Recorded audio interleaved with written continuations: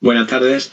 Lo primero de todo, saludar y agradecer a la organización de esta 22 edición del Congreso por la oportunidad de participar y de compartir algunas experiencias didácticas. Yo soy Mario Corrales, soy docente e investigador en la Facultad de Formación del Profesorado de la Universidad de Extremadura, en el área didáctica de las ciencias sociales, y voy a comenzar con una de las dos presentaciones de experiencia de comunicación. Si me confirman que se ve bien la presentación.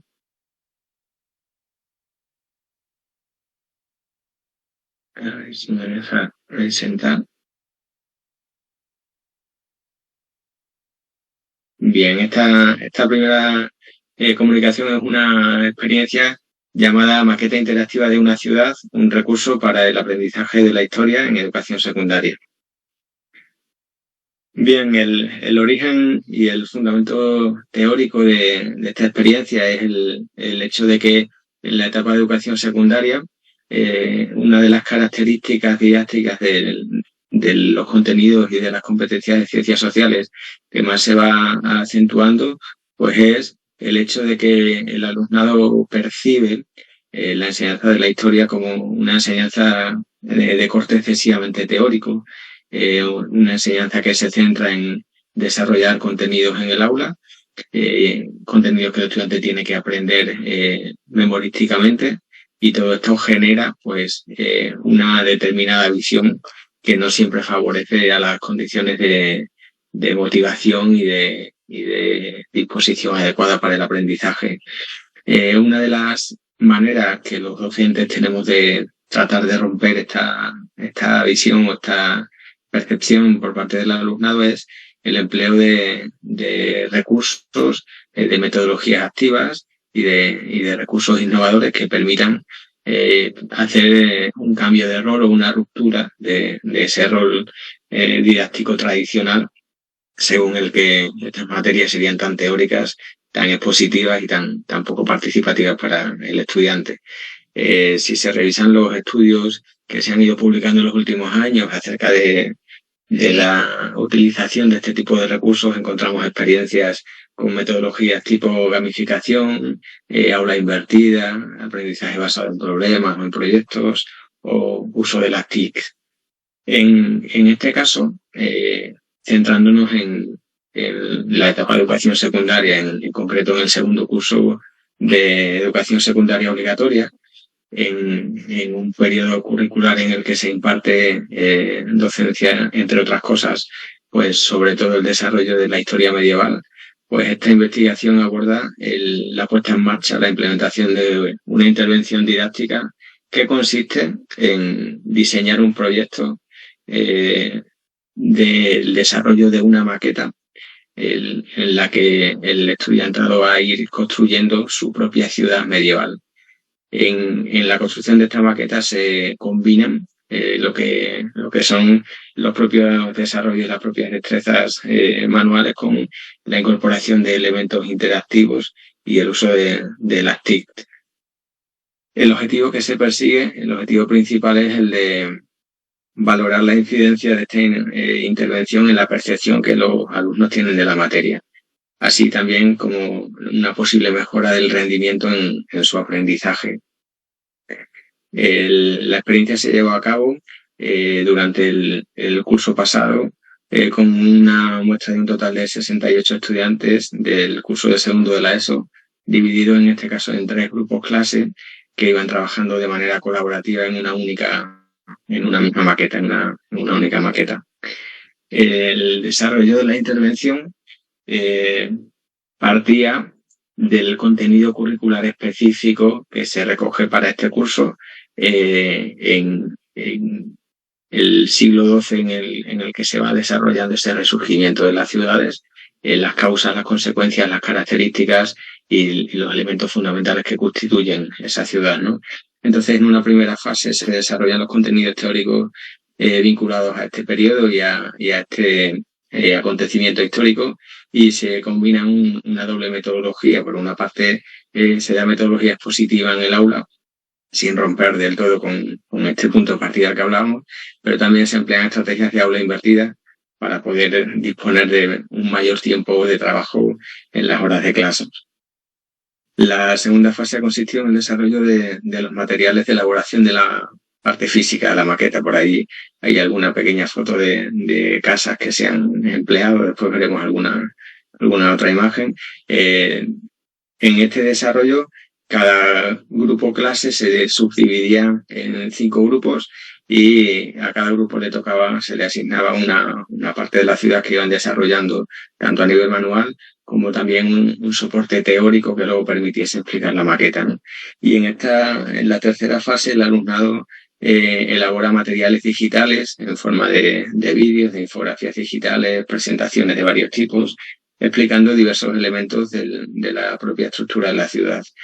Una vez que estuvo todo el material desarrollado, se pasó a la construcción o a la puesta en común de materiales para la visibilización de la maqueta total y se insertaba a través de códigos QR la diferente información de materiales digitales, de manera que quien visitaba la maqueta, los propios grupos y después otros grupos del centro, podían ir conociendo la información interactiva que les ayudaba a entender el sentido de cada una de las estructuras propias de la ciudad.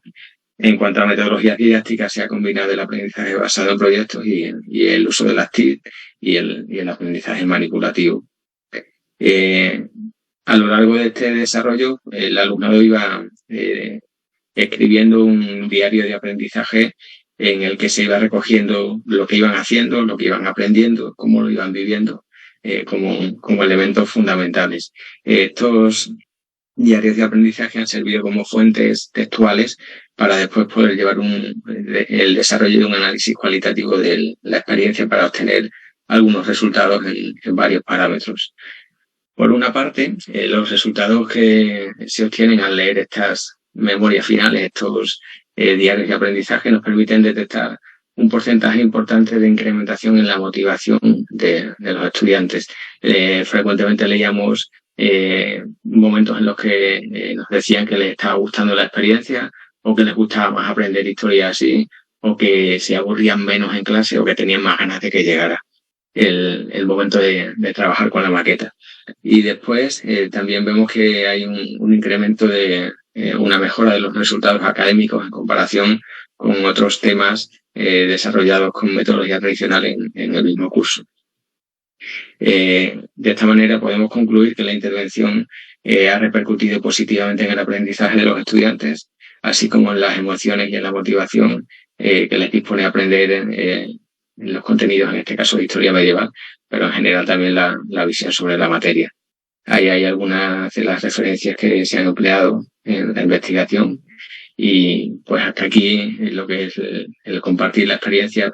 En el momento de diálogo posterior pues podemos compartir las impresiones, incluso experiencias similares que se puedan tener.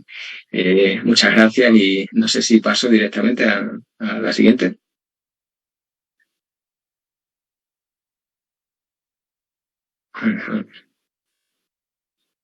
Dejo de compartir un segundo.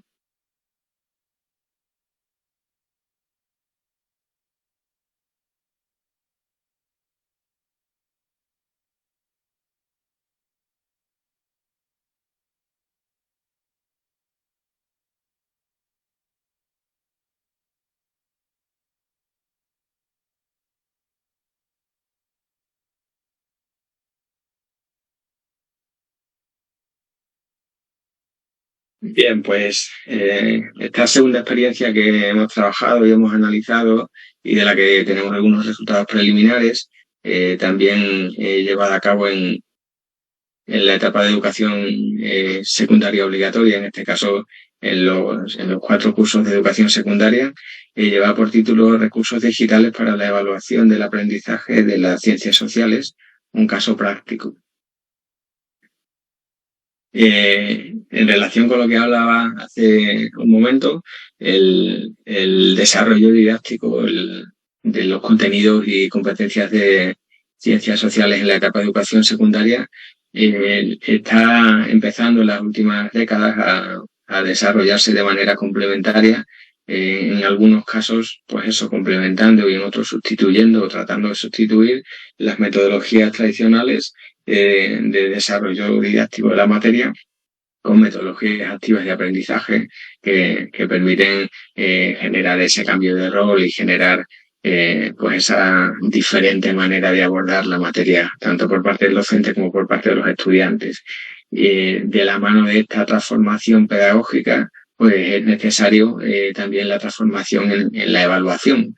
Se entiende que si el proceso de enseñanza-aprendizaje se desarrolla en una línea concreta, no sería coherente ni tampoco sería efectivo el desarrollo de un proceso de evaluación que no tuviera que ver con ese mecanismo de enseñanza-aprendizaje, ¿no?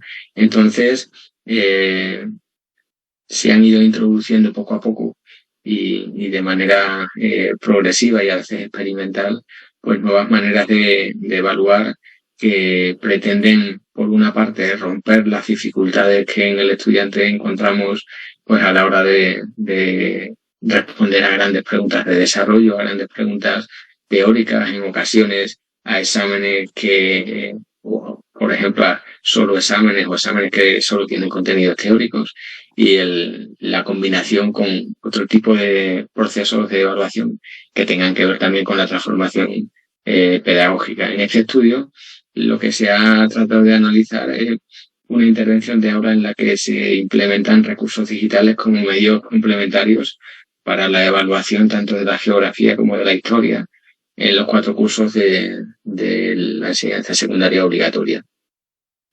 El objetivo principal sería hacer de la evaluación un proceso en el que se complementa por una parte el aprendizaje adquirido y a su vez se mejora el rendimiento emocional del alumnado de cara al enfrentarse a esos momentos de evaluación que en ocasiones pues generan tanta tensión, nervios, emociones negativas y también falta de motivación. La muestra sobre la que se trabaja es un total de 186 estudiantes distribuidos en los 4 cursos de enseñanza secundaria obligatoria en 2 líneas, es decir, 2 grupos de cada uno de los cursos, y la intervención se desarrolló a lo largo del curso pasado. El desarrollo de la intervención consistía en introducir una serie de instrumentos de evaluación digital, test, actividades de tipo interactivo, juegos de evaluación y actividades tipo escape room o breakout digital. En cada uno de los cursos académicos implicados se introducían entre 1 y 3 herramientas de evaluación por cada trimestre en diferentes momentos del trimestre y de diferentes tipos. En todos los trimestres o por todos los temas desarrollados en el aula hubo al menos un test interactivo de evaluación y al menos un juego. Y después, en función de la materia y en función del curso, se iban introduciendo algunos de los otros elementos. Todos los cursos tuvieron al menos una vez uno de los 4 elementos. De manera que al final de la intervención habían experimentado entre 8 y 12, depende del curso, entre 8 y 12 experiencias de evaluación con herramientas digitales, combinadas también con herramientas de tipo tradicional, como entrega de trabajos o proyectos o algún examen también. Para analizar los resultados se comparaban, por una parte, las calificaciones obtenidas por los estudiantes en uno y otro modelo de evaluación, y también se les pedía a los alumnos que al final del curso hicieran una reseña valorativa de los 2 modelos de evaluación y que explicaran cómo se habían sentido al usar unos y otros. Y la visión que se ha obtenido hasta ahora, todavía no hemos analizado en profundidad los resultados, pero tenemos una primera visión. Y la idea es que se ha mejorado progresivamente, sobre todo, la manera en la que el estudiante se enfrenta al proceso de evaluación, ya sea empleando estas herramientas o empleando las tradicionales, porque el empleo de estas herramientas ha roto un poquito esa idea de que la evaluación pues es el momento más duro del curso, o el momento más complicado, o un momento inabarcable, un momento de nervios o de tensión, ¿no? Entonces se ha ido detectando esa mejora de la predisposición. Con la mejora de la predisposición también se detecta mejor rendimiento y mejor aprendizaje. Los alumnos aluden a que las herramientas digitales les han hecho mejorar porque estaban más tranquilos, porque no lo veían, no lo vivían con tanta presión y porque podían demostrar así mejor lo que habían aprendido. Sin embargo, hay que tener en cuenta que no todas las herramientas parecen servir de la misma manera. Las actividades interactivas les han resultado muy cómodas, incluso a veces, pues, como estaban en formato juego, pues les resultaban muy poco asociadas a la idea de evaluación. Los cuestionarios digitales al principio les parecían demasiado parecidos a un examen, pero a medida que avanza el proceso, pues también lo han vivido de una manera bastante aceptable. Y sin embargo, las actividades tipo breakout o tipo escape room, por una parte generan una alta carga emocional, pero en algunos estudiantes nos contaban que les generaba también tensión, que les generaba agobio, el miedo de conseguir o no el objetivo, el miedo de que por culpa mía el grupo con el que participo no pueda conseguir el objetivo. A veces pues distorsionaba un poco los elementos que se buscaban. Pero bueno, en general la experiencia ha parecido positiva en cuanto que se ha modificado de alguna manera la visión que el alumnado tiene de la evaluación. Por ahí hay algunas referencias utilizadas y bueno, pues gracias por partida doble, por escucharme las dos experiencias y después podemos comentar y compartir impresiones.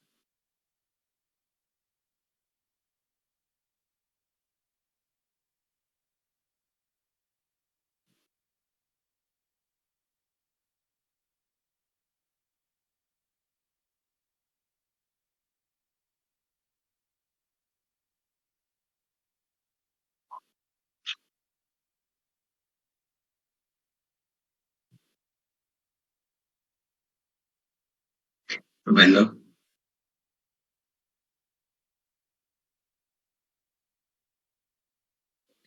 Sí, muy bien. Sí, vamos a ver ahí.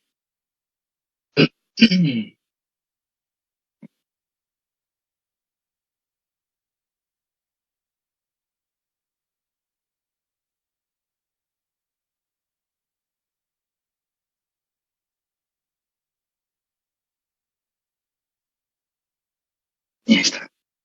Hola, buenas tardes. Muchas gracias por poder participar en este congreso.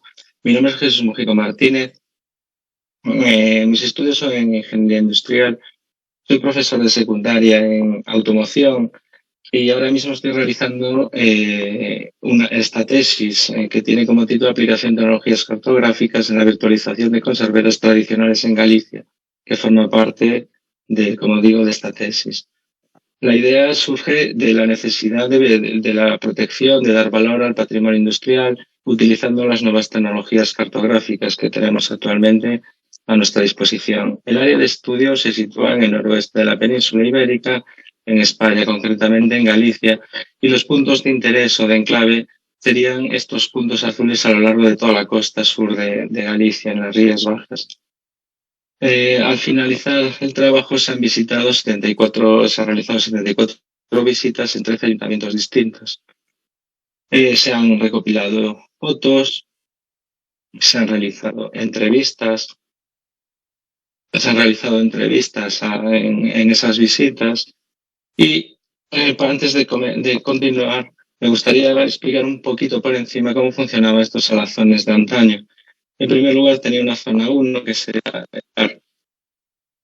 situados los pilones donde se meterían las sardinas con la sal, la salmuera, y ahí se procedía, se mantenía unos días en esa sustancia.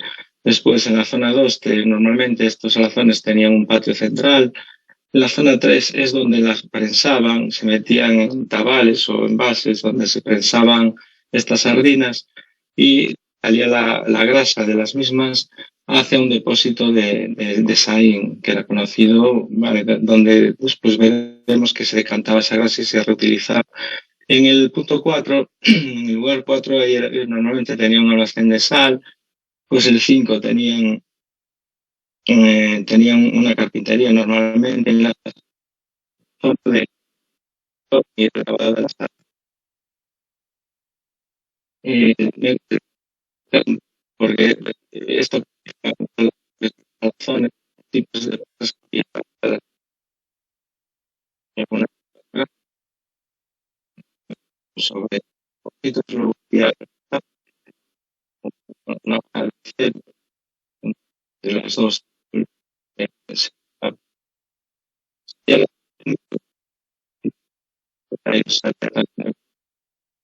pues sabía que vertían a entonces pues, 6 pasos que es eh, no, los diseñadores a la izquierda y la repetición de que se entre el anterior es una museística el, el Europa que algo podemos seguir pasando interesante. Bueno, pues, eh, eh, después,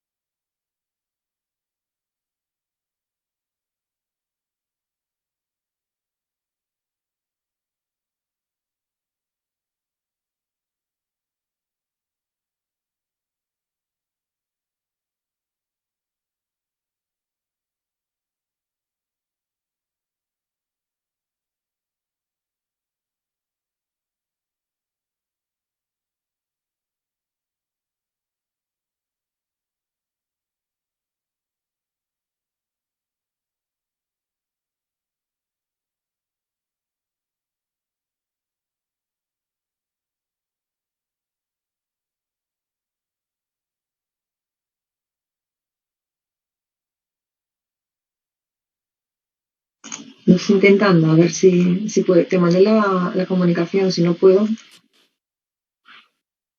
Extraño.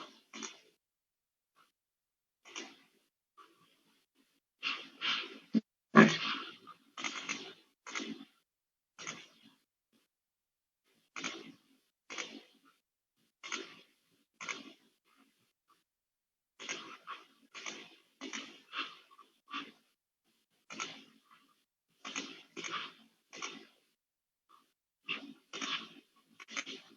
¿se ve? Sí se ve, ¿no? Un segundito, que quiero ver si el audio... Y si oye también, ¿no? La que no la veo soy yo. Pero yo no lo veo.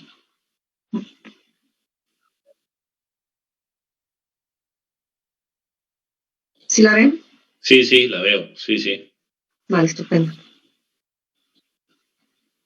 Pues nada, muy buenas tardes. Soy Pilar Molina, profesora de Didáctica de las Ciencias Sociales en la Facultad de Ciencias de la Educación y Psicología de la Universidad de Córdoba. Antes de comenzar mi intervención, me gustaría dar las gracias al coordinador de la mesa, José María Campillo, al comité organizador y científico y también a la Universidad de Murcia por darme la oportunidad de presentar mi trabajo. Una de las ideas previas que respalda esta investigación ha sido el desafío de estudiar las posibilidades didácticas que la enseñanza virtual y el aula invertida tienen en la formación del futuro profesorado de educación primaria y sobre todo para su formación en competencias de pensamiento histórico. Para ello, hemos pretendido con este trabajo que el aprendizaje invertido proporcione al alumnado universitario empatía histórica y su implementación como un método de enseñanza activo afiance el conocimiento de la educación histórica, además de que los estudiantes puedan adquirir competencias digitales, la recreación de procesos históricos y el fomento del bilingüismo. Por eso, el principal objetivo de este estudio se centra en analizar las opiniones del profesorado Nobel para implementar el aula invertida y formarse en competencias históricas en educación primaria. Este objetivo general se complementó con una serie de objetivos específicos, entre los que destacan, en primer lugar, conocer la repercusión del Flipped Classroom en la enseñanza de la historia. En segundo lugar, analizar las diferencias entre metodología activa de aprendizaje y la lección magistral. En un tercer lugar, comparar los recursos didácticos de ambas metodologías para la interpretación histórica. En cuarto lugar, sondear las creencias que el alumnado tiene acerca de la excesiva teorización de la historia. Y por último, utilizar la plataforma Moodle como un laboratorio de enseñanza virtual. La muestra la componen 244 estudiantes del grado en educación primaria de la Universidad de Córdoba, 128 mujeres y 116 hombres que cursaban la asignatura de didáctica de las ciencias sociales del itinerario bilingüe en inglés. Para llevar a cabo la investigación se diseñó un cuestionario que voy a comentar, pero antes de la utilización de este cuestionario, el alumnado revisó las diferentes actividades y recursos educativos de los que dispone la plataforma Moodle, con el fin de que tuvieran una visión general de su funcionamiento y de su uso para adquirir las competencias digitales que podían lograr con su utilización y para su formación como docentes. En la recogida de información se empleó un cuestionario compuesto por 20 ítems con una escala tipo Likert de 5 valores que oscilan desde el 1, totalmente en desacuerdo, al 5, totalmente de acuerdo. El cuestionario, que se denominó Opiniones del profesorado Nobel sobre las competencias históricas y la implementación de Flipped Classroom, se dividió en dos partes. La primera centrada en conocer las percepciones del alumnado universitario sobre su formación en competencias digitales, y una segunda que analizó las opiniones de los estudiantes sobre la utilización de Flipped Classroom y la metodología tradicional. Con respecto a los resultados, sí me gustaría hacer una breve comparativa porcentual de los objetivos planteados en el estudio. En cuanto al primer objetivo, que se relacionó con la repercusión que el Flipped Classroom tiene en la enseñanza de la historia, los resultados muestran que para el ítem 11, el 81% del alumnado está de acuerdo en que la enseñanza invertida afianza la percepción de los conocimientos históricos y mejora esa educación histórica. Para el ítem 20, en torno al 73% de los estudiantes piensan que las sesiones online y presenciales implementadas con el Flipped Classroom fomentan la participación directa y la resolución de problemas históricos. Por otro lado, para dar respuesta al objetivo 2, que se centra en analizar las opiniones que tienen en torno a la clase magistral y una enseñanza activa, el ítem 12 muestra que los estudiantes estuvieron de acuerdo con un 88% en que la lección magistral está basada en un corte conceptual, tiene un enfoque conceptual y rutinario para el aprendizaje de la historia. Mientras que con el ítem 19, el 90% del alumnado piensa que el aula invertida debe complementarse con otras metodologías educativas. A continuación, para responder al tercer objetivo, relacionado con los recursos didácticos para implementar la historia a través de la metodología tradicional y el aprendizaje activo, con respecto al ítem 1, un 66% del alumnado considera que su formación en competencias digitales mejora sus habilidades para construir el pensamiento histórico, mientras que para el ítem 7, un 71% está de acuerdo en que el uso de los recursos digitales favorece los métodos de enseñanza históricos. Para el cuarto objetivo, relacionado con las opiniones que los alumnos tienen sobre la excesiva teorización y memorización de los contenidos históricos, se analizó el ítem 13. Con este ítem, el 92% del alumnado estuvo de acuerdo en que la implementación de Flipped Classroom les permitió aprender sin memorizar los temas históricos. Para el quinto y último objetivo, relacionado con el uso de Moodle, el ítem 2 mostró que un 95% de los estudiantes están de acuerdo en que esta plataforma favorece el trabajo colaborativo y se convierte en un laboratorio de aprendizaje virtual. De todo ello, de este análisis, podemos decir que los datos muestran la influencia de las metodologías activas, como el aula invertida, para acercarse a los problemas históricos y también muestra la implicación que tiene el alumnado para comprender la historia alejada de una enseñanza expositiva. A modo de conclusión, esta investigación ha partido de una problemática que ha existido y existe en todas las etapas educativas y principalmente en la formación de los docentes universitarios, como es la implementación de los métodos de enseñanza más adecuados para su actividad profesional. El estudio nos ha ofrecido una oportunidad para que los estudiantes reflexionen sobre los beneficios o las debilidades de la enseñanza virtual y el aula invertida frente a un aprendizaje memorístico. Las conclusiones del estudio muestran que, en un primer lugar, la formación continua del profesorado universitario no es la adecuada para desempeñar competencias digitales y bilingües en un contexto educativo y proporcionar a los estudiantes el logro de sus competencias profesionales. En un segundo lugar, podemos decir que desde el punto de vista de la planificación docente, en la asignatura de didáctica de las ciencias sociales del grado de educación primaria no se da un lugar específico a la enseñanza virtual frente a las metodologías de corte tradicional. En tercer lugar, el alumnado expone en este estudio la necesidad de una especialización metodológica menos conceptual y más participativa en su proceso de formación docente. También somos conscientes de que las condiciones actuales de mejora docente no cubren las necesidades de motivar, fomentar e inculcar en los estudiantes universitarios una educación innovadora para enfrentarse a situaciones reales de enseñanza en la escuela mediante el uso de metodologías de aprendizaje activo como el aula invertida. En conclusión, y de todo ello, podemos decir que el aula invertida adquiere un especial interés en la formación del futuro profesional de educación primaria, ya que aúna el aprendizaje activo y el uso de los TICs.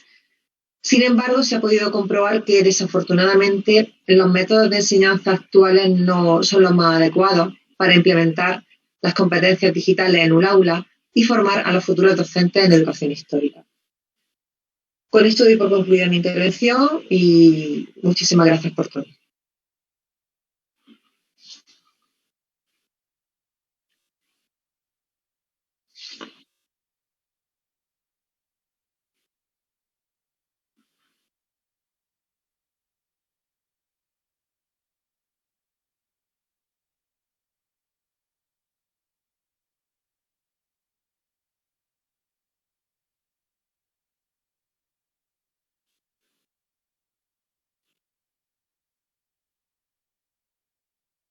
Buenas tardes. Gracias por la oportunidad de poder explicar lo que trabajamos en el aula. Básicamente lo que voy a presentar es una experiencia de aula. Si de acaso, sí que les pongo un enlace en el chat, porque enseñaré unas cosas y si acaso no funcionara bien lo de la presentación, pues entonces también lo pueden mirar allá. Ahora voy a compartir la presentación, a ver si lo hago bien. A ver si lo consigo. No, creo que no lo estoy consiguiendo. Un momento que tiro atrás.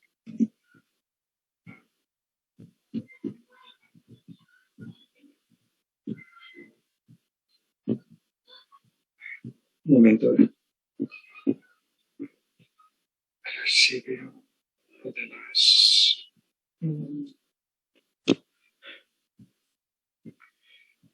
Vale, sí, creo que ya hemos llegado.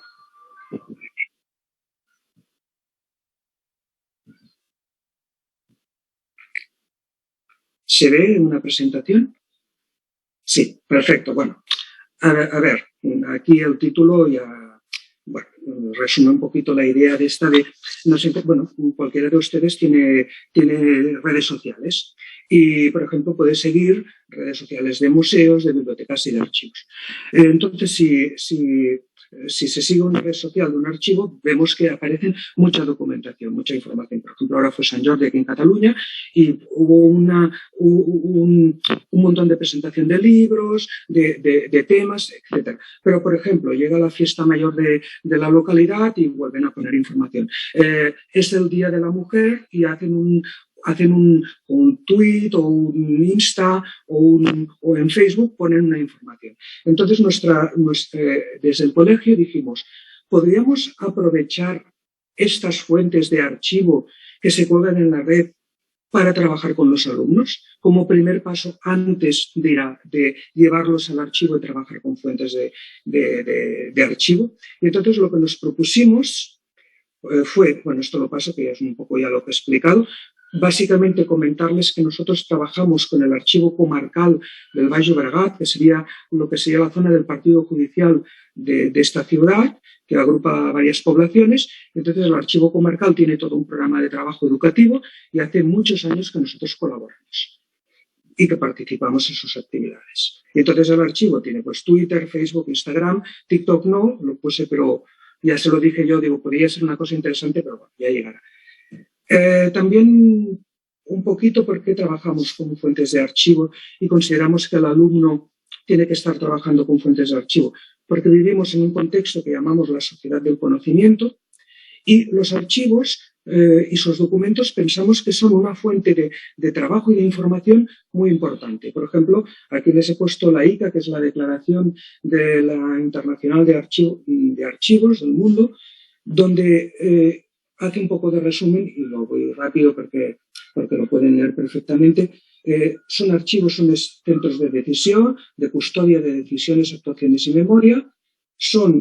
Proporcionan fuentes y documentos fiables que se tendrán que analizar críticamente. Y después, la siguiente parte en negrita, que es la que nos interesa, sobre todo la segunda parte, enriquecen los conocimientos de la memoria individual y colectiva y además enriquecen la sociedad y promueven la democracia y protegen los derechos. Por lo tanto, cuando trabajamos con fuentes de archivo y verán las actividades que organizamos, intentamos seguir un poco esta propuesta que hizo la Declaración Universal de los Archivos. En la siguiente diapositiva, pues un poquito hablamos pues que la herramienta que utilizamos para hacer esta intermediación del conocimiento que nos pueden proporcionar las fuentes de archivo es la geolocalización, porque queremos ayudarlos a leer estas fuentes de archivo situándolas en la ciudad. Claro, el archivo comarcal, ¿qué hace? Te pone las informaciones de tu localidad. Digamos, lo que pasa en la localidad son sus fondos. Entonces, estos fondos nos explican cosas que están pasando en el lugar donde viven. Entonces, si conseguimos geolocalizar toda esta información que el archivo pone en las redes sociales en el punto donde ha pasado de la ciudad y convertimos la ciudad en un gran libro abierto, los alumnos, cuando estemos trabajando la Guerra Civil, cuando estemos trabajando el 8 de marzo, con la Plaza 8 de marzo, etcétera, podemos hacer que ellos se apropien más de estos conocimientos, que lo conecten con lo que ellos conocen de su entorno y que incluso lleguen a construir nuevos conocimientos y hasta incluso lleguemos a organizar actividades que reivindiquen pues, que aquí en aquel sitio esa memoria que se pone como en una plaza del 8 de marzo, pues tiene un sentido. Y para que no sea una plaza donde allí tienen, mira, tenemos para sentarnos allí y pasar la tarde. Entonces lo que utilizamos es el proyecto del Mobile History Maps, que es un proyecto, he colgado en el chat la dirección de esto para si alguien lo quiere mirar. Aquí saben que en Barcelona se hace el congreso del Mobile Congress. Entonces, se ha creado una fundación que tiene una parte, además de organizar el congreso y toda la parte económica, tiene también esta parte social. Entonces, han hecho una fundación que ha proporcionado a los docentes la posibilidad de trabajar con mapas virtuales. Entonces, aquí tienen, si quieren mirar el proyecto de qué va, pues se lo he colgado para que lo puedan mirar. Entonces, nosotros hemos aprovechado que se pueden crear lo que se llaman escenarios. Y ahora ya iremos directamente a uno que es lo que interesa. Pero les he colgado por si lo quieren mirar. Entonces, nosotros lo que trabajamos fue este escenario, le llamamos Sant Feliu de Llobregat, historia. Y entonces, clicamos sobre aquí, espero que se proyecte. Sí, ¿ven? Sería esto. Entonces, se puede consultar. De momento nosotros lo hemos hecho solo en catalán. La intención es hacerlo también en castellano y si pudiéramos en inglés. Entonces, puedes construir el escenario con estos 3 idiomas. Aquí lo pondré en catalán y entonces lo que hacemos es con los alumnos, a ver qué tal este momento. Hemos situado 34 puntos donde ponemos elementos de la ciudad que son explicados. Por ejemplo, Sant Feliu de Llobregat, y ya los invito, la segunda quincena de mayo hacen la exposición nacional de rosas.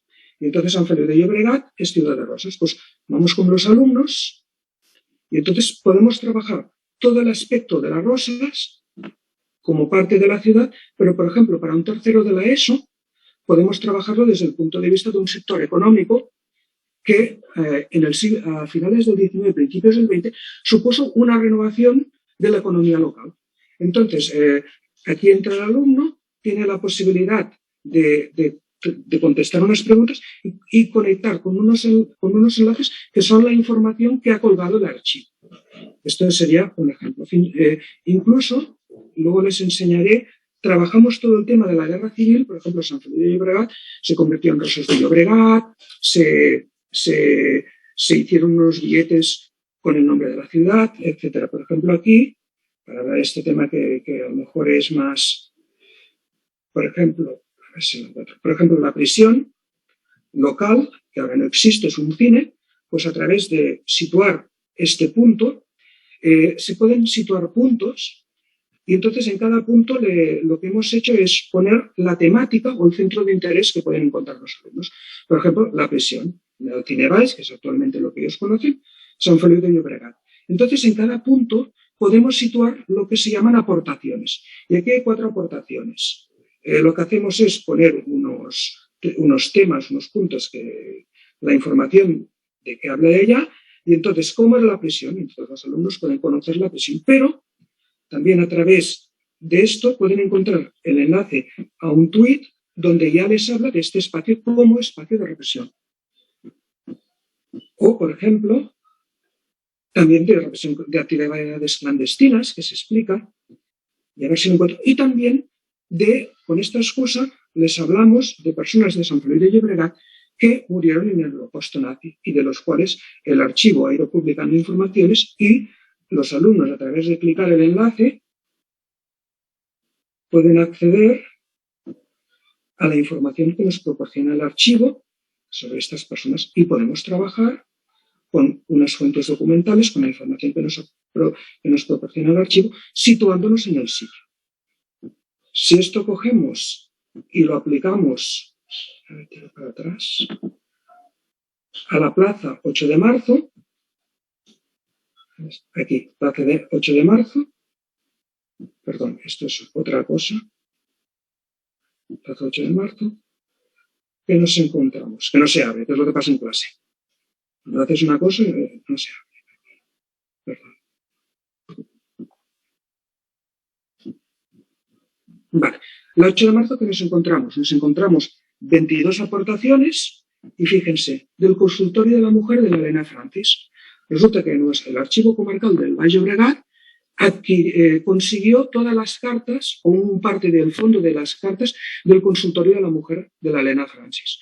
Entonces ellos proporcionaron una herramienta didáctica con 3 cartas para trabajar el tema de la violencia de género y esto nos posibilitó generar una actividad explicando a través de estos Twitter, de estas aportaciones que hace el archivo en Twitter, en Facebook, en Instagram, nos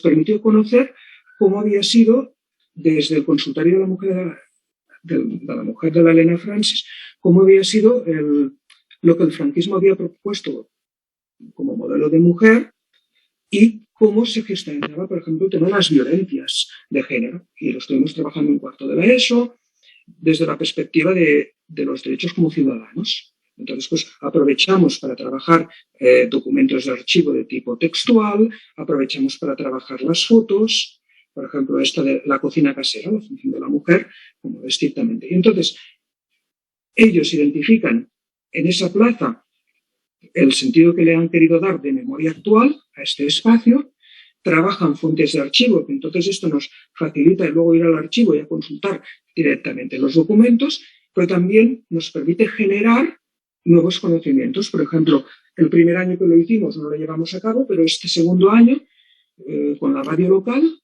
trabajamos toda esta documentación con el archivo y luego los alumnos para el 8 de marzo hicieron un podcast y un manifiesto en la Plaza 8 de marzo para reivindicar pues, todo el tema del 8 de marzo y de los derechos de la mujer. Entonces lo que hacemos es esto, hemos convertido la ciudad en un gran libro y lo que hacemos es situar pues, sectores, informaciones, etcétera, para que se puedan trabajar desde el alumno. Es pesado porque, claro, el archivo él publica las informaciones según sus necesidades o funciones divulgativas, entonces escogemos las que nos interesen más para hacer pues, este trabajo con fuentes de archivo, que ellos vean la ciudad desde otro punto de vista, etc. Y entonces hemos trabajado esto. Bueno, aquí todos los puntos. En la presentación hay el enlace, no sé si la compartirán, y se pueden ir mirando. No sé, por ejemplo, hemos ido poniendo por temas. Educación, por ejemplo, pues también sale en nuestro colegio lo que trabajamos y parte de la historia que ha tenido. La política, por ejemplo, aquí nos permite conocer, pues por ejemplo, todo el tema de la primera autonomía que hubo durante los años 20, la Mancomunidad de Cataluña, la proclamación de la República a través de un documento que colgó el archivo, etcétera. Bueno, todo esto de primeras elecciones democráticas, con lo cual nos permite, incluso elecciones actuales, acercar los documentos y trabajar con los alumnos estos temas de una manera que cuando van a la ciudad identifican los espacios y ven funciones y llegamos a través de ellos de otra manera. Limitaciones que tienen, pues este tema de que no siempre el archivo tienes acceso a no toda la información que publica porque no es su objetivo educativo propiamente, y después un poco la limitación de las redes sociales. Ahora Twitter, con todo el trasbalso que ha habido, mucha información de aquí es de Twitter. Por tanto, este tema de recuperarla o se puede irla actualizando, pero bueno, hemos creído que es una información interesante. Y bueno, no sé qué he tocado, creo que he cerrado todo. No sé si me queda tiempo, si quieren les enseño, acabo de enseñar esto, pero sería básicamente nuestra experiencia, lo que hemos trabajado con los alumnos.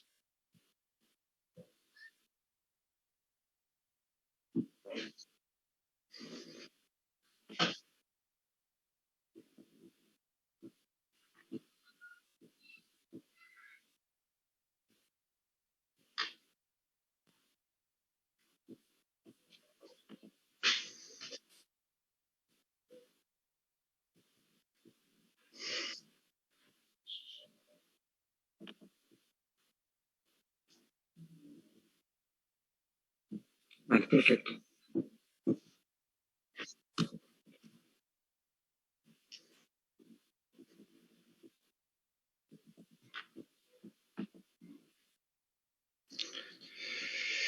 Muy bien, pues a ver si consigo compartir. Pues a ver.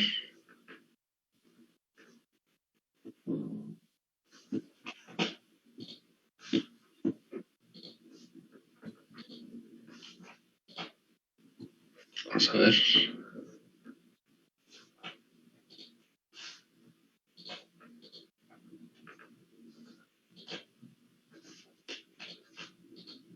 No sé si se ve. No. A ver, le voy a compartir pantalla. Digo que toda la pantalla, compartir.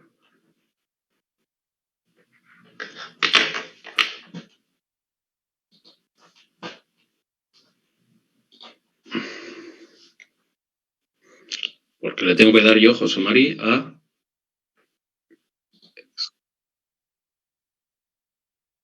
Sí. Y antes la habías visto. Ahí, a ver.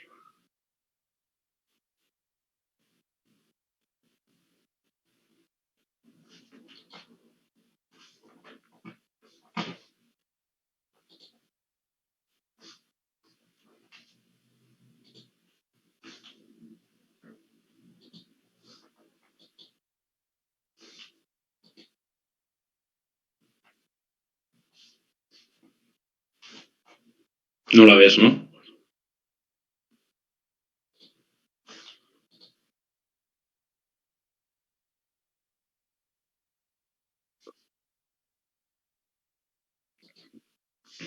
Yo la abro. Y la ventana. Vamos a ver.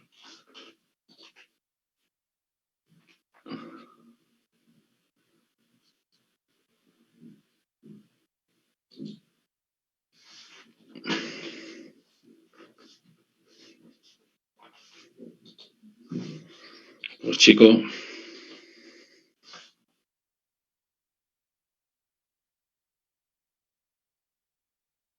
pues si no te importa, te lo agradecería porque...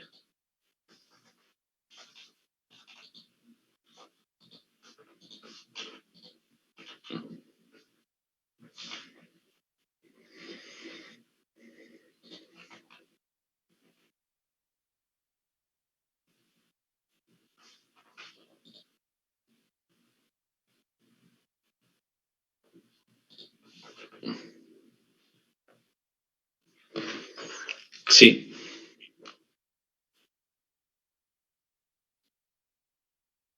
Vale. Bueno, en primer lugar, pues, bueno, perdón por mi escaso, mi nula utilización de Zoom. Y antes de nada, pues un saludo y un agradecimiento a la dirección del Congreso y a todos los asistentes, pues, por permitirme estos minutos en los que voy a hablar de, bueno, pues la red social Twitter como recurso para la enseñanza de una parte de la historia que es la prehistoria, ¿no? Si me pasas, José María, gracias. Bueno, evidentemente el objeto de este estudio no es tanto la validación de Twitter como recurso docente, sino surge un poco de la curiosidad que tengo o que tenemos, pues un grupo de personas que estamos adscritos a la Universidad Internacional de La Rioja, por saber, bueno, pues cómo es el discurso que se está gestando sobre una materia como es la prehistoria en una red social como es Twitter, ¿no? Una red social, evidentemente, pues muy usada, especialmente pues por adolescentes. Y entonces, bueno, ver un poco en qué grado, qué es lo que se está diciendo sobre prehistoria, quién lo está diciendo y en base a qué intereses lo está diciendo. Y sobre todo también un poco, bueno, pues validar si esos discursos pues son correctos, están dentro de la ortodoxia científica o por el contrario, pues en ellos subyacen otro tipo de intereses o, bueno, un poco esa curiosidad, ¿no? También subyace un poco en el estudio el concepto este de la historia pública, ¿no? Que como dice, por ejemplo, Vargas e Ibagón, que son dos autores, pero que hay muchos más que hablan de esto, que es un poco la forma en la que se comunica la historia, y en este caso la prehistoria, para audiencias más allá del ámbito especializado, del ámbito científico, ¿no? Y entonces Twitter en ese canal, como canal, pues también nos interesaba mucho en eso, ¿no? Están las instituciones académicas, están las universidades, están las autoridades estableciendo discursos, condicionando discursos, bueno, un poco en este sentido, ¿de acuerdo? ¿Pasas, José María? Gracias. Bueno, pues para ello hicimos una consulta a Twitter a través de la API de Twitter, cuando Twitter era libre, ¿no? Bueno, hoy también lo es, ¿no? Pero pagando, pero cuando, bueno, pues se tenía un acceso pues más sencillo y más ágil desde un punto de vista académico a los datos de Twitter, pues hicimos una consulta, es decir, quisimos ver qué cantidad de mensajes tenían el hashtag prehistory. En un primer momento lo hicimos en inglés, entendiendo que es pues un poco la lengua académica por excelencia, y entendimos también pues que teníamos que hacer esa consulta en un periodo un poco representativo de tiempo, entonces consideramos un año, ¿no? Entonces, desde el 1 de octubre del 2021 al 1 de octubre del 2022, pedimos a Twitter, a través de su API, ver pues, qué cantidad de mensajes contenían ese hashtag relacionado con prehistory, ¿no? Con prehistoria. No sabíamos qué muestra nos vamos a encontrar. Nos daba también un poco de miedo pues, el que la muestra fuese excesivamente grande y entonces tendríamos problemas pues, para volcar los datos, tendríamos que trabajar desde dentro de la plataforma. Bueno, al final nos encontramos con que la aplicación, entre comillas, vomitó 11.595 mensajes, que en el periodo de un año pues, contenían ese hashtag prehistory, ¿no? La muestra no es ni grande ni pequeña, depende con qué se compare. El hashtag MeToo, por ejemplo, pues ya va por en torno a los 5 millones de mensajes, por decirlo. Hay algún programa de televisión que en 6 días, por ejemplo, programas como Salvados, que alguno de sus hashtags ha ocasionado 15.000 mensajes en 6 días. Depende un poco con qué se compare. En cualquier caso, nosotros nos encontramos con 11.595 mensajes, de los que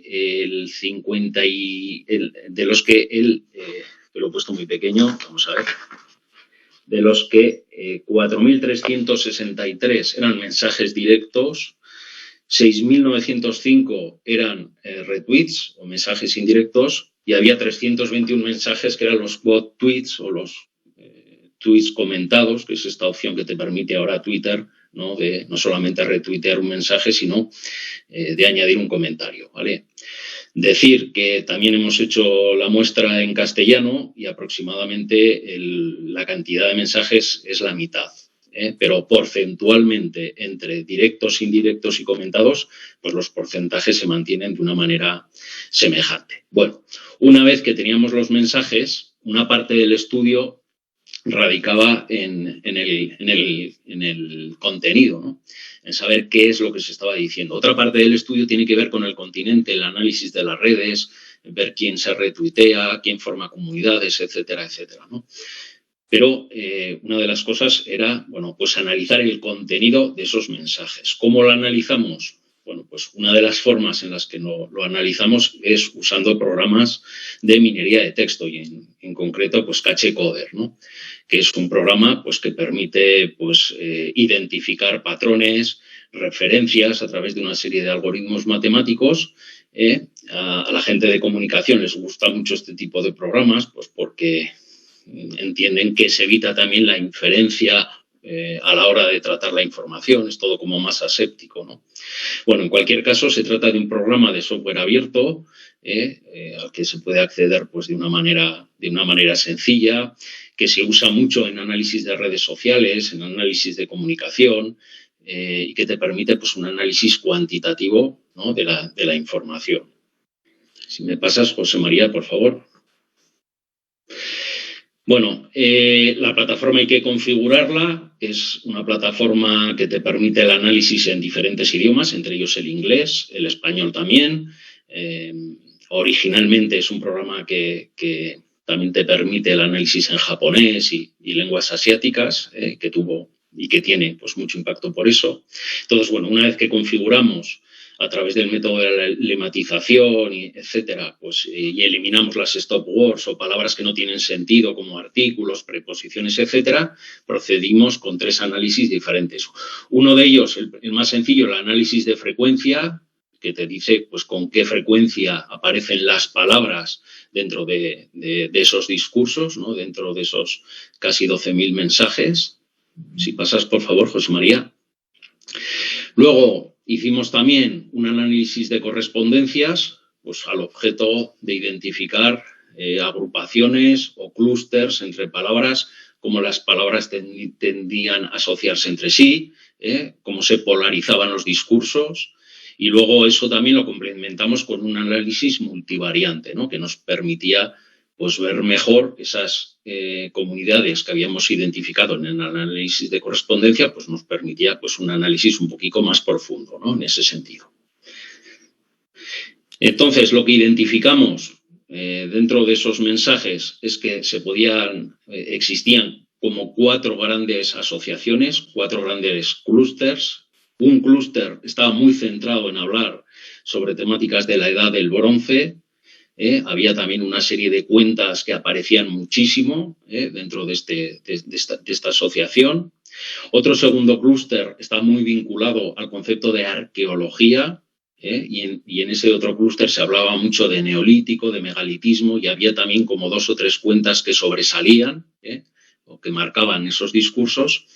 Y esos 2 discursos, tanto el de la edad del bronce como el de la arqueología, estaban muy próximos entre sí, y luego había 2 clústeres más que estaban muy separados de los anteriores, que casi eran como opuestos, pero cuyos discursos versaban sobre los dinosaurios. En uno de ellos estaba polarizado pues, por cuentas personales y otro por la plataforma Apple TV Plus, ¿no? Que marca lógicamente mucho este tipo de discursos. Bueno, si me pasas, José María. ¿Qué inferimos de todo esto, de todos los discursos, de todo esto? Bueno, pues lo primero que inferimos es que hay un concepto, entre comillas, no sé si erróneo, yo creo que sí, pero bipolar, por decirlo así, del concepto de prehistoria que subyace dentro de la propia red de Twitter. Ortodoxamente, académicamente, desde un punto de vista científico, la prehistoria se entiende como el periodo en el que el ser humano no tiene escritura, ¿no? Es el estudio del pasado ágrafo del hombre, o del ser humano, perdón, ¿no? ¿De acuerdo? Pero en los discursos, en muchos discursos de Twitter se entiende que la prehistoria es aquella parte de la historia en la que todavía no hay ser humano, ¿de acuerdo? Entonces, ese es un discurso que entendemos que es erróneo, ¿de acuerdo? Por otro lado, hay un tratamiento diferencial de estadios culturales, de yacimientos y regiones. Prima mucho la edad del bronce, prima mucho el neolítico, prima mucho el megalitismo como estadios culturales, pero apenas, por ejemplo, pues se habla del paleolítico, ¿no? En Twitter, pues apenas los discursos hablaban, por ejemplo, de cuestiones que tenían que ver con el paleolítico. Algo más sobre arte rupestre, pero apenas sobre paleolítico. Hay yacimientos de los que se habla muchísimo, como Stonehenge, frente, por ejemplo, pues a otros yacimientos que uno espera encontrar, como Atapuerca, por ejemplo, pues del que apenas, pues en ese espacio muestral apenas está mencionado, ¿no? Y lo mismo sucede con determinadas regiones. Escocia e Irlanda son las regiones por excelencia en las que Twitter está constantemente haciendo referencia en detrimento pues, de otras regiones, de otros yacimientos y de otros lugares, ¿vale? Entonces, en ese sentido, vale. Otra de las cuestiones clásicas que ya sabemos desde que Julio Verne a mediados del siglo XIX escribió Viaje al centro de la Tierra, ¿no? En aquellos momentos, a mediados del siglo XIX, pues la disciplina de la prehistoria tuvo muchísimos avances, los medios de comunicación se hicieron eco de aquellos avances, la opinión pública estaba muy ávida de noticias en este sentido, y Julio Verne sacó esta novela que tuvo mucho impacto, pero que al final lo que hizo fue generar un mito que se ha cronificado hasta nuestros días, que es pensar que el ser humano convive con los dinosaurios. Bueno, pues esto es una cuestión todavía muy presente dentro de Twitter y que está alentada por ejemplo, con cuentas muy bien posicionadas como Apple TV Plus, que emite reportajes sobre dinosaurios, sobre cuestiones paleontológicas en este sentido, pero que constantemente está etiquetándolos con el hashtag prehistory. ¿De acuerdo? Por lo tanto, esto también lleva a la confusión de que nuevamente en la prehistoria pues, se consideran los dinosaurios y que el ser humano, pues lógicamente, convive con ellos. ¿Vale? Si puedes, por favor, José María, gracias. Bueno, la prehistoria, evidentemente, por ser una época lejana, ágrafa, pues tiene pues cierto gusto, no sé, como cierta atracción hacia lo misterioso, lo fabuloso, lo paranormal, etcétera, etcétera. Y entonces es también muy común encontrar discursos sobre extraterrestres, sobre ovnis, sobre, bueno, pues, todo este tipo de discursos, ¿no?, que están alentados, pues, lógicamente, bueno, pues por intereses no científicos, pero que gustan, ¿no? Tampoco nos tiene que sorprender porque medios de comunicación, como por ejemplo, pues Cuarto Milenio, habla del Bigfoot a las 9 de la noche durante media hora, ¿no? Entonces, bueno, pues estamos un poco ante esta fake science, ¿no?, que llaman esta ciencia como de mentira o ciencia poco ortodoxa, no lo sé. Pero en cualquier caso, Twitter es una plataforma como muy atractiva para este tipo de discursos, ¿no? Una de las cosas que uno se encuentra también en Twitter son las cuentas boot, las cuentas fantasmas, aquellas cuentas programadas a través del API de Twitter que realmente no son cuentas administradas por una persona, sino que son cuentas que lo que se dedican es un poco a programar de manera automática determinados discursos.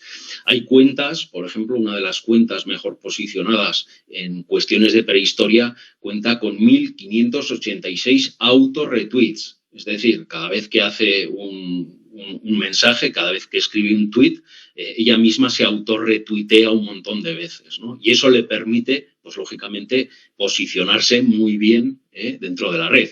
No es una cuenta de carácter científico, es un autor que escribe libros sobre el origen del ser humano de una manera poco ortodoxa, pero al final lo que quiere es llevarte a Amazon, a su plataforma donde están sus 9 libros para que los compres, ¿no? Bueno, pues evidentemente esto está condicionando, ¿no?, los discursos que hay sobre prehistoria. No todo es malo, no todos son peligros. También existen proyectos, también existen iniciativas muy interesantes, sobre todo las que llevan a cabo el Museo Británico, el Museo de Gales. Está, por ejemplo, que pretende que cada vez que que una persona encuentre un hallazgo, pues la cuenta lo publica, lo explica, y es una plataforma muy interesante pues para la gestión del patrimonio público, ¿no? Eso por un lado. Y por otro lado, si me pasas, José María, pues tenemos, por ejemplo, también por parte del Museo Británico muy bien posicionado todos estos discursos que tienen que ver con la catalogación que está llevando a cabo de piezas relacionadas con la edad del bronce. ¿De acuerdo? Y entonces también es una plataforma súper interesante como recurso didáctico, como forma de acercar lo académico a lo social. ¿Vale? Finalmente, José María, gracias. Bueno, ¿qué podemos concluir? Pues podemos concluir que, o de momento, ¿no?, lo que podemos concluir es que, salvo muy pocos centros de investigación, como puede ser el Departamento de Cambridge, de la Universidad de Cambridge, como puede ser el Museo Británico, el Museo de Gales, etcétera, están totalmente ausentes muchísimos de las autoridades académicas en materia de prehistoria dentro de las redes sociales. Están prácticamente inexistentes. Entonces, esto hace que los discursos sobre prehistoria pues se estén generando por gente que en principio pues tiene interés por la materia, pero que muchas veces hace unos discursos muy alejados de la ortodoxia y del ámbito académico, ¿no? Hay cuentas muy bien posicionadas, hay cuentas que están perfectamente condicionando, ¿no?, muchas veces los mensajes que se hacen sobre prehistoria, pero en los que subyacen, como Apple TV Plus o Silly Mitchell o otro tipo de cuentas, pero en los que no subyace un interés divulgativo de la materia, sino lo que subyace son pues una serie de intereses comerciales, etcétera. Eso por un lado. Evidentemente, bueno, pues lógicamente Twitter tiene su potencial para la enseñanza de la prehistoria, pero sí que creo que obliga al docente o a la docente, ¿verdad?, a tener una visión crítica sobre las cuestiones que se están tratando y que se deben a tratar. Siguen vigentes muchos de los mitos cronificados en la disciplina, ¿de acuerdo? Y entonces, bueno, pues esto, lógicamente, pues hay que tenerlo presente. Bueno, y esto es un poco lo que os quería contar. Os agradezco muchísimo que me hayáis escuchado.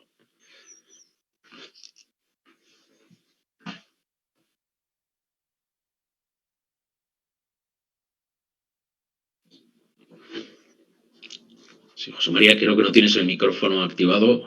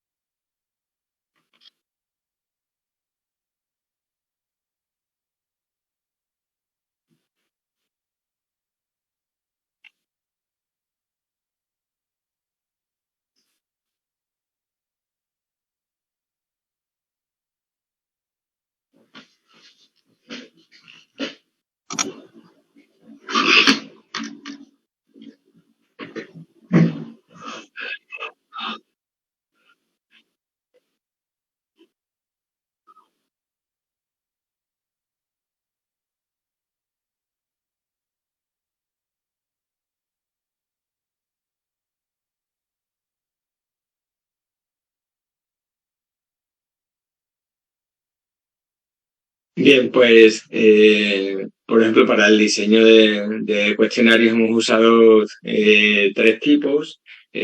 Por un lado, quizás el más básico, el más sencillo, el de Google Form, que nos permitía o bien una versión de cuestionario o bien proporcionarle el reporte de la respuesta. Y también otros modelos más gamificados como Socrates o Kahoot, diseñados por nosotros mismos, que también les incluía pues, ese reto de comparar puntuaciones y ese tipo de cosas.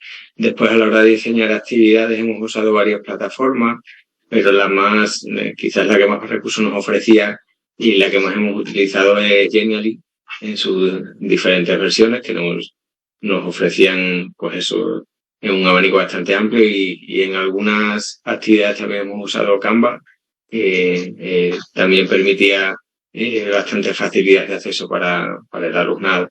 Esas han sido las tres grupos principales. Puntualmente hemos usado alguna más, pero estas han sido las más recurrentes.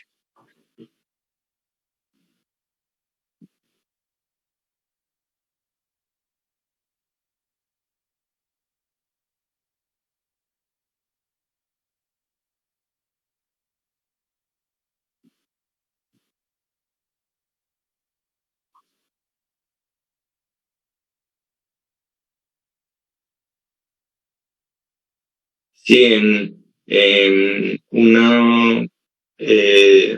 en primero y segundo la ESO en una ocasión y en tercero y cuarto en dos ocasiones.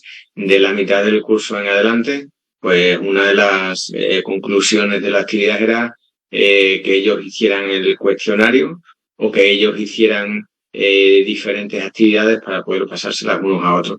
Y la verdad es que eso les implicaba bastante en el reto de hacer un cuestionario que recogiera bien toda la información, y estaba planteado de manera que el grupo que diseñaba la herramienta puntuaba más si los compañeros sacaban buenos resultados. O sea, no es, te lo voy a poner lo más difícil posible para que te salga fatal, sino te voy a diseñar una herramienta que permita demostrar lo que has aprendido, y si la consigo diseñar así, me viene bien a mí también porque me puntúa mejor, ¿no?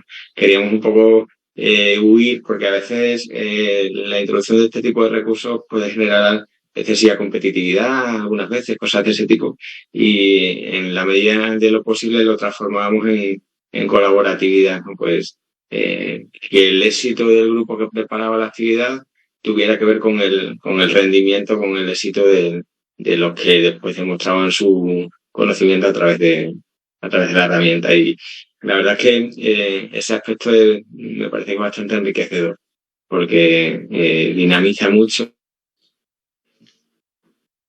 y genera mucha motivación.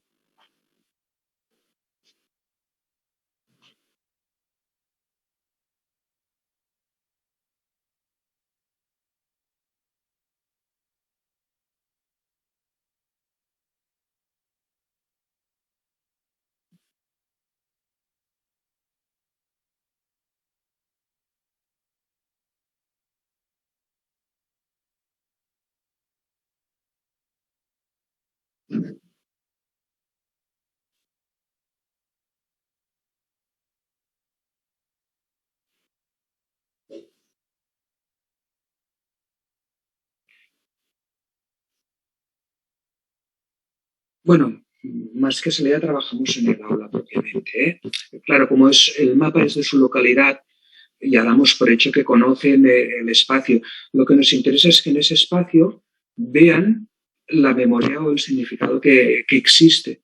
Por ejemplo, la Plaza 8 de Marzo ellos la utilizaban, por ello que haces una pequeña introducción, pues como un espacio de encuentro, había un espacio de ping-pong y no se habían fijado que tampoco estaba muy bien señalizado el espacio. Pues incluso nos planteamos, cuando hicimos la primera actividad fue más bien pues trabajar todo esto de Elena Francis, tomar como el punto de referencia, como la excusa para entrar en la documentación. Cuando nos llegamos a la conclusión de lo que trabajamos, se trabajó todo el tema de la violencia de género, cómo había evolucionado, etcétera, dijimos, ¿y esto cómo se puede difundir? ¿Cómo lo haríais presente, por ejemplo, en la Plaza 8 de Mayo? Proponían pues hacer, por ejemplo, pues alguna explicación en alguna placa, incluso hacer alguna actividad de vídeo, alguna cosa para que también formara parte de este mapa y de lo que es lo que se podría encontrar. Pero claro, lo ideal, que es una cosa que vas pensando, es decir, cada año que se fuera trabajando, los alumnos también pudieran aprovechar lo que sus compañeros han aprendido y lo que les ofrecen de mira, nos interesó eso y aprendimos eso. Pues los demás, que también eso fuera, como es un documento de archivo, lo que han hecho los compañeros en el manifiesto X de este año, pues también lo pudieran aprovechar como elemento para profundizar o entrar en otros temas que pueden haber salido. Entonces, claro, más bien lo que sí que hacemos es ir al archivo, eso sí. Por ejemplo, completamos esta visita de esto del 8 de marzo y ahora este curso, por ejemplo, en el archivo hay un material didáctico sobre un divorcio que hubo antes de la Guerra Civil y está trabajado para didáctica y iremos con ellos y lo acabaremos de trabajar y lo relacionaremos. Pero esto desde el punto de vista que durante el siglo XIX y XX se desarrolla el concepto de ciudadano con derechos y deberes. En un principio se excluyen las mujeres, van consiguiendo estos derechos y como esto va evolucionando. Lo estamos intentando, el curso de cuarto lo hemos planteado como la historia como tal, pero como una evolución de siglo XIX y XX hasta la llegada de los derechos humanos, qué derechos o cómo se ha llegado a conseguir todo esto. Y entonces vamos aprovechando este tema. Y sobre todo nos interesa que ellos lo inserten en el territorio. Porque entonces es cuando la situación de aprendizaje emocionalmente conecta con ellos. Entonces ves que les interesa. Incluso ahora, yo lo hago en cuarto, pero en segundo, que hacen también cosas de historia de la ciudad, la evolución, pues por ejemplo, todo, o en tercero, el tema de los sectores económicos, que también tienes muchos elementos en la ciudad, también podrías conectarlo. La idea es que nos interesaría que fuera más vivo con aportaciones de ellos. Lo que pasa es que a veces nos cuesta un poco ese tema de derechos, que tienen que firmar este papel, lo otro, porque claro, está público. Y claro, a veces te frena esta cuestión, y luego que el día a día del aula es el que es. Y entonces a veces, pero nos estamos planteando esto y aprovecharlo más. Y el archivo, siempre que hay alguna cosa así, y después este señor que explicaba lo de Twitter muy bien, nosotros, por ejemplo, hemos cogido más el documento de todo lo que las redes sociales coge el archivo, un poco para combatir esta cuestión de las falsas noticias o las noticias que no tengan una cierta credibilidad. Pensamos que si detrás hay una organización como un archivo, podemos pensar que la información que esté allá tiene más calidad. Incluso con eso, con los alumnos también trabajamos este tema, de decir qué fuentes utilizamos. Porque ellos sí, la biblioteca la conocen, van a buscar libros o a Google y lo primero que encuentran. Que potser también se acostumbrasen a utilizar pues, estas fuentes de archivo que tienen unas bases de unos buscadores muy buenos con documentos, con prensas históricas. Eso que ellos los desconocen. Van al libro o al web de esto que también los queremos motivar. Pero bueno, todos uno quiere hacer muchas cosas al principio del curso y luego llegas al final como llegas. Merci.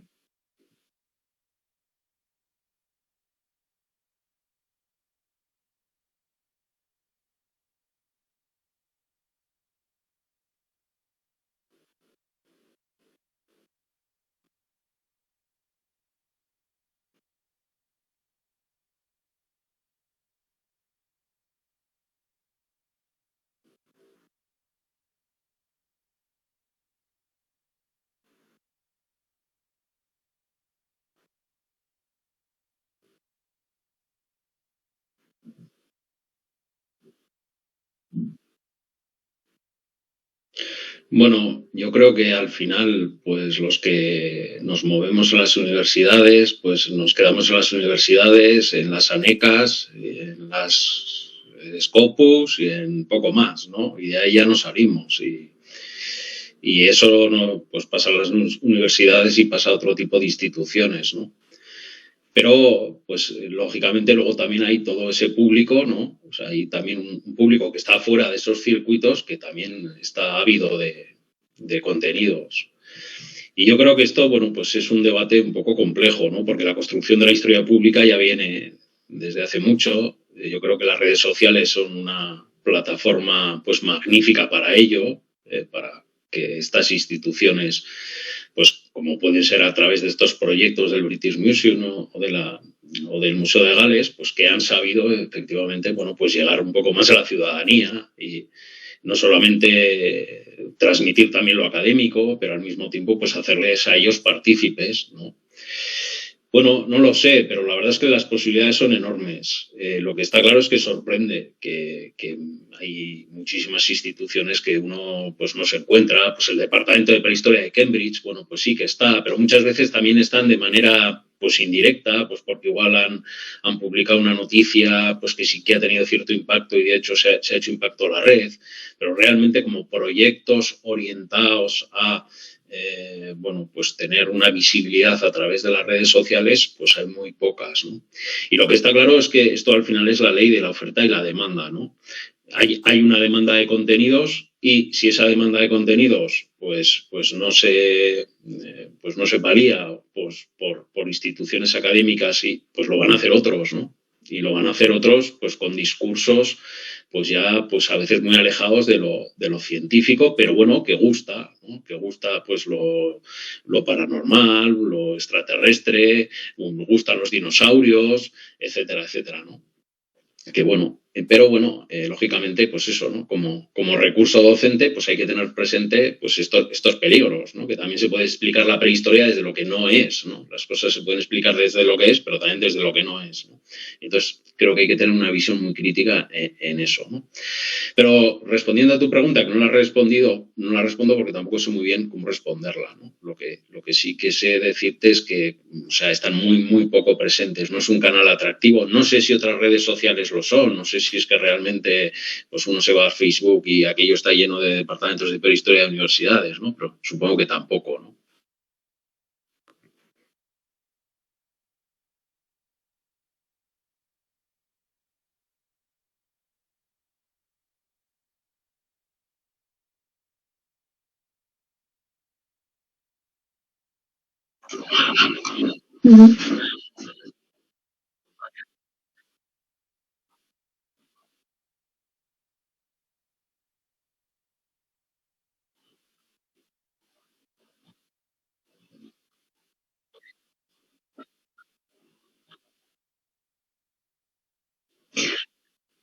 Sí, buenas tardes. Y antes de nada, felicitar a todos los compañeros por su exposición. Pues mira, te respondo, José María. Desde mi experiencia personal como docente, antes de la pandemia yo Moodle siempre lo utilizaba. pero a partir de la pandemia de COVID es obligatorio. El problema está en que ahora mismo, aunque ellos saben cómo tienen que utilizar el Flip Classroom y los recursos que pueden utilizar en Moodle, cada vez se está relajando un poco más y estamos volviendo a recoger los trabajos tradicionales en papel. Entonces, el Flip Classroom así no lo puedo utilizar. En mis clases se utiliza, cuando utilizo esa metodología, se hace a través de Moodle. Todo, lo que es correo, enlace, carpeta, wiki, todo lo que puedan utilizar, lo utilizan. Y entonces planifico las tres fases que tiene Flip Classroom, la que hacen en casa, la que hacen en el aula y las exposiciones y todo, el antes, el durante y el después. Entonces yo sí lo utilizo, pero sí sé que muchos compañeros míos lo utilizaron por obligación y ahora ya no lo utilizan. Entonces el COVID ha traído cosas buenas, cosas no tan buenas, supongo. Sí, exactamente. El retroceso, que eso es lo que tenemos que estudiar ahora, el retroceso post pandemia. Sí,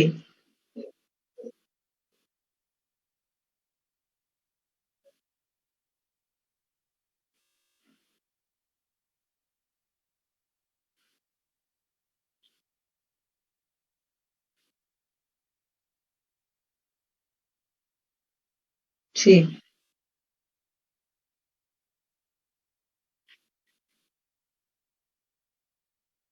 sí. Y para hacer encuestas, para hacer rúbricas, para hacer todo, Moodle está muy bien, pero ya te digo, hay muchos docentes que no lo utilizan ahora. Entonces, esa situación de pospandemia, yo creo que tampoco el docente que no utiliza Flip Classroom antes y que durante la pandemia no tuvo tiempo de formarse un poquito para intentarlo, ahora no lo va a hacer.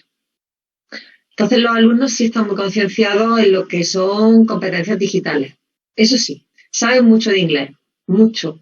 Tienen conocimientos históricos, menos. Eso ya no. Entonces hay que enseñarles de nuevo y entonces hacerlo todo a la vez, las competencias digitales, que sepan inglés, que ya saben, y el curso es bilingüe. Pero claro, por mucho inglés que sepan y muchas herramientas digitales, si no saben de historia, entonces ellos lo único que saben, y eso creo que decimos todos, que no quieren estudiar de memoria. Claro, pero si luego yo tanteo y no tienen suficientes conocimientos, necesito enseñarles. Entonces tengo que hacerlo de una forma lo más innovadora posible y no con la lección magistral que todos conocemos. Pero de historia es de lo que menos conocimientos tiene.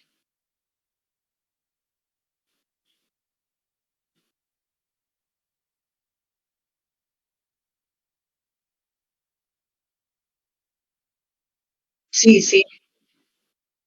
Sí, ya, les sirve para que les llegue de una forma más amena y no tengan que memorizarlo. Entonces, si es de esa forma, sí. Si tienen que memorizar algo, no. Entonces, Flexlarun sí me ha servido porque es mucho más flexible, eh, tiene un enfoque más investigativo y aparte me permite utilizar herramientas digitales que en otras metodologías pues no puedo utilizar. Sí,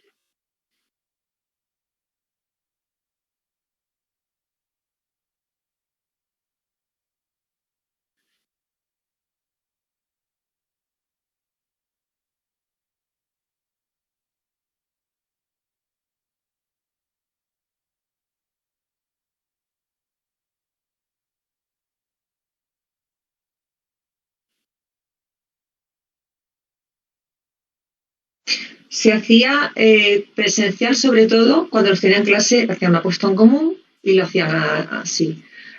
Pero yo tengo un blog de aula que utilizo a veces con el Flip Classroom y entonces hay un foro.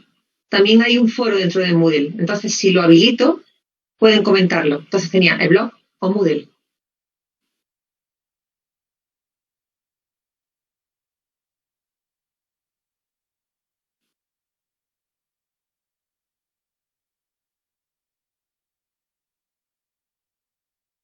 Sí,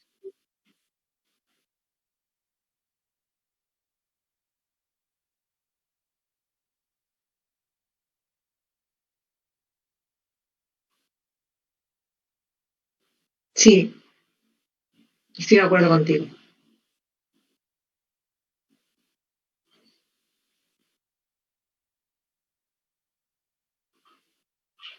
Sí.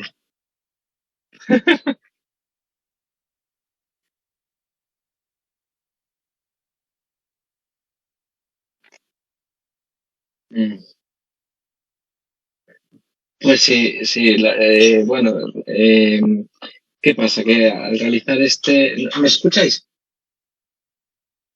Ah, vale, vale. Que, bueno, os había comentado que era funcionario de secundaria en automoción, el profesor. Entonces, gracias a la realización de este doctorado, pues, bueno, he descubierto muchísimas herramientas de diseño, bueno, mi sueño ahora mismo es poder realizar prototipos de motores, ver el funcionamiento de los mismos, hacer animaciones, etcétera, hacer despieces y todo eso. Entonces, en el futuro espero ir por esa vía.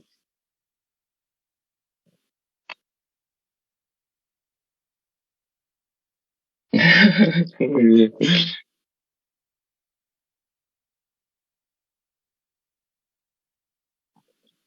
Ujú. Muy bien, muchas gracias.